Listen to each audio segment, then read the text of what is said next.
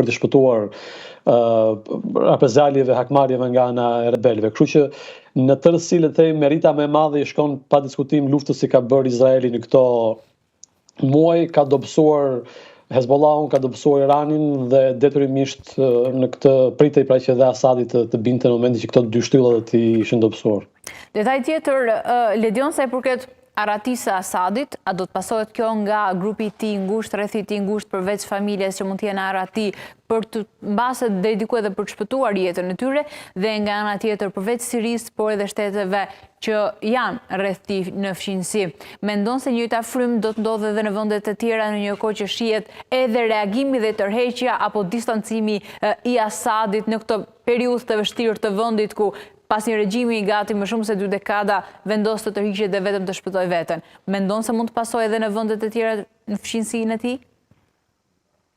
Vendet e tjera që janë, themi, në një gjendje siç ka qenë Asadi, janë Arabia Saudite, Jordania, të cilat janë konsoliduar, por nuk e kanë këto probleme që kishte Asadi. Problemi i Asadit ishte që ai vinte nga një pakicë fetare, siç janë Alavitët, të cilët janë shiit në Siri dhe sundonte një shumicë sunitësh. Pra nuk kishte një mospërputhje fetare në radh parë mes pushtetit dhe shumicës popullsisë. Kishte edhe mospërputhje në çështje ekonomike, në çështje të sigurie të tjerë mes Asadit dhe popullsisë. Nuk shoh që të ketë në një, themi, hakmarrje për momentin nga rebelët, pra dhe kryeministri i Sirisë sot pashë video që ishte shoqërohej nga rebelët për të lëshuar pushtetin në mënyrë krejtësisht normale, siç përveç armëve që kishin rebelët, çdo gjë tjetër duket sikur ndodhen në një vend perëndimor që i kalojnë pushtetin nga njëra anë në tjetër, kështu që nuk duket se do ketë në një hakmarrje për momentin. Asadi pritej që të largohej sikur në një situatë të tillë, nuk mund të qëndronte, ishte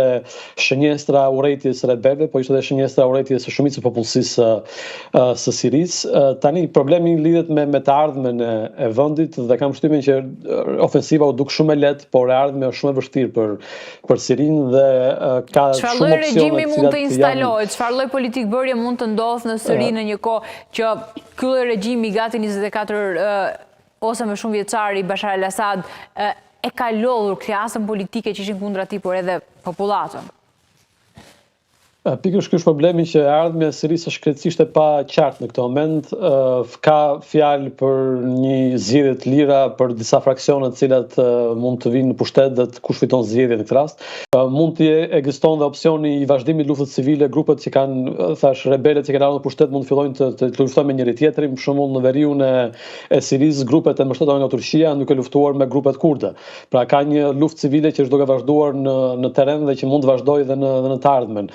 Ekziston dhe opsioni që Siria mund të shpërbehet si shtet, mund të ndahet në disa shtete. Për shembull, mund të kemi një shtet shiitësh, një shtet sunitëve dhe një shtet të kurdëve. Kjo do të ishte e papranueshme mas të madhe për Turqinë, sepse nuk do pranonte një shtet të kurdëve në Siri. Kështu që e vetmja gjë që është, themi, e pasigurt në këtë moment për Sirinë është e ardhmja në këtë rast. Të gjitha palët duket se po bëjnë thirrje për të bërë zgjedhje dhe kush fiton zgjedhjet vijnë pushtet. Por është shumë e vështirë që rebelët që bën 10 ditë ofensiv dhe rrëzuan Bashar Asadin ta japin kaq lehtë thua pushtetin që kanë marrë në këto 10 ditë të fundit. Kështu që nuk është çudi të ketë një luftë të vazhdim të luftës civile dhe në Siri. Pra ardhmja është krejtësisht e paqartë në këtë moment. Nëse njëri nga projekcionit që mendohet dhe artikulohet është se mund të ketë edhe zgjedhje, mendon se për këtë rënje regjimi deri diku pas Izraelit që më artikulove mund të jetë edhe çështja e Shteteve të Bashkuara, mund të fshihet dhe një strategji e tyre edhe për të mbyllur këtë zona konflikti dhe deri diku për të sheshuar disa situata që kanë qenë kritike?